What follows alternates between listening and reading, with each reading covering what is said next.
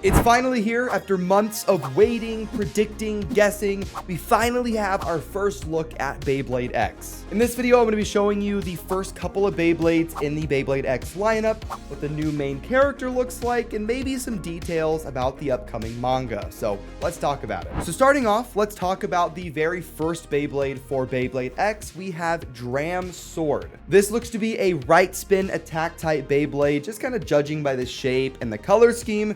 And as you can see, first of all, it looks very similar to a Valkyrie shape, which is fine, and it also has a ton of metal on it. This is something that I was really hoping that we saw or we would see with Beyblade X, and then I guess some leaks and some of the way that people were talking about it made it seem like it wasn't going to be metal.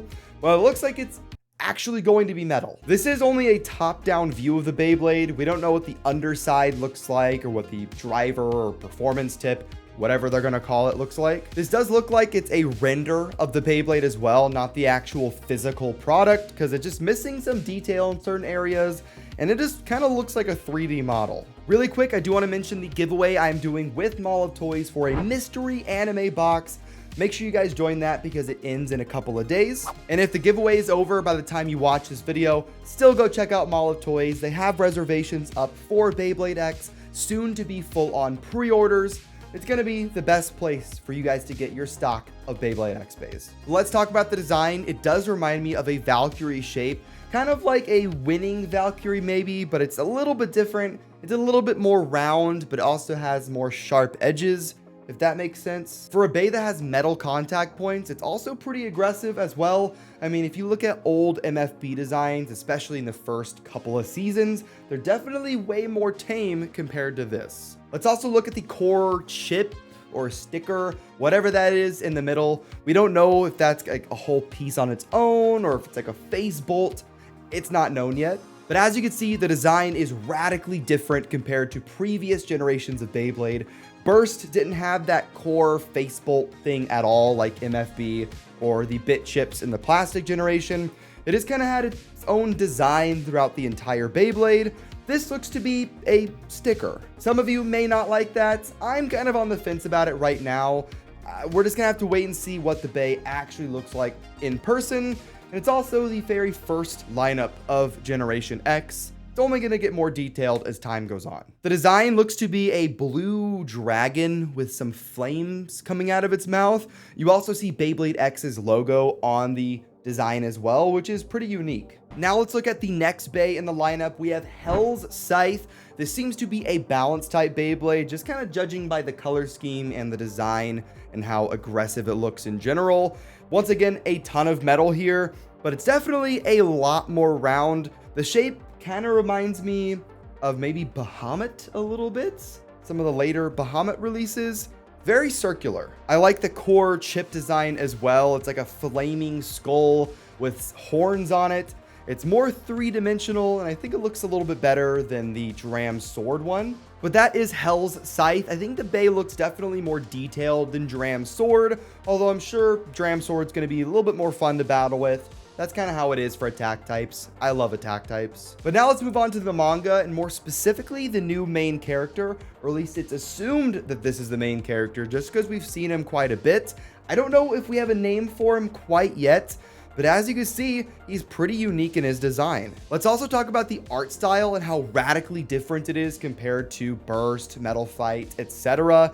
We don't really know what the rest of the manga is going to look like, or even what the anime is going to look like way down the line, but I love the art style, and some of you may recognize it because it's the same artist that drew The Promised Neverland. That's crazy, by the way. It's also said that the scriptwriter for the manga is the creator of Kakaguri, which is once again a really popular anime / manga series from a little while ago. The reason why I'm mentioning how popular the illustrator and the writers are is because I think it shows pretty significant investment from Takara Tomy.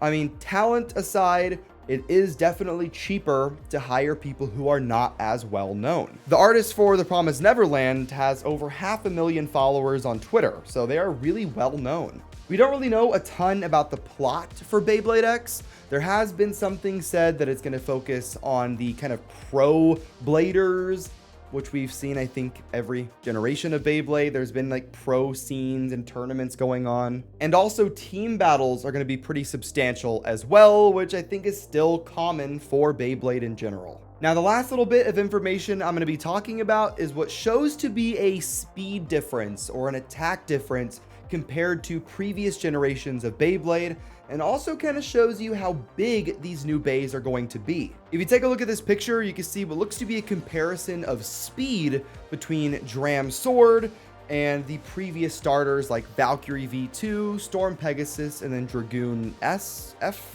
One of the two. You can also see that the Beyblade X Beys are pretty small, and they're either the same size or smaller than Valkyrie V2, which is way smaller than the end of season burst stuff. Let's just process all of this information, okay?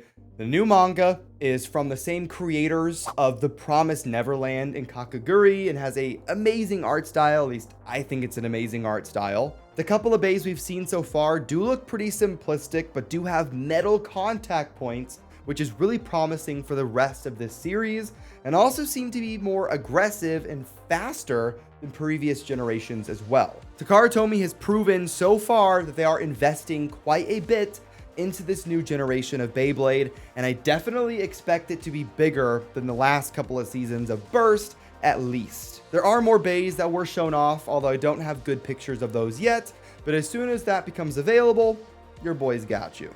We still don't know the launch date yet, and I assume we won't know until about June, and there's also going to be a pre-release for these June 10th or 11th, so I expect you'll see some unboxings and definitely some battles at that point. Thank you guys for watching this video. I'll see you in the next one. Have fun and bay away.